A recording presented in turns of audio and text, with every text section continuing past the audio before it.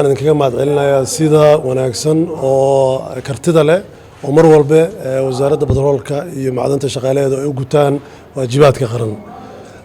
agaasimaha iyo agaasimayaasha isxilqaan waa u mahadcelinaynaa iyaguna sida hufan oo mar walba ay noola shaqeeyaan waxaan halkan ka cadaynaynaa runtii isxilqaan inuu guulaystay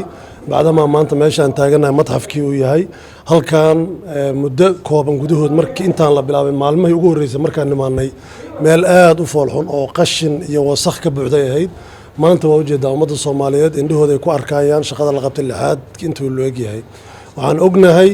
in wax la dhisaa inay aad u adag tahay hase yeeshee in wax la dumiyaa inay aad u sahlan tahay isxilqaan waa guulaystay waxaan ilaahay ka baryaynaa in maaragtaa intaan iyo in ka badan maaragtaa oo shacabka Soomaaliyeed iyo shaqaalaha Soomaaliyeed inuu u sahlo si amni leh oo aan dhibaato lahayn oo aan dhaawac lahayn inay u gutaan arrintan waxay boogadhayid u noqonaysaa ummadda Soomaaliyeed oo dhan iyo dhaawacyadii soo kala gaaray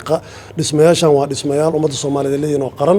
markii ay qurxoon yihiin qulubteena kuwa dalka jooga iyo dibadiisaba oo Soomaaliyeed oo ku farxayaan marka mar labaad iyo mar saddexaad waa idin mahadcelinayaa sida hufanood waajibaadkiina u gudateen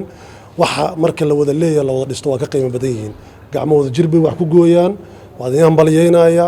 aad iyo aad baan ugu faraxsanahay shaqada wadaan hala guulayso Soomaaliya ha noolaato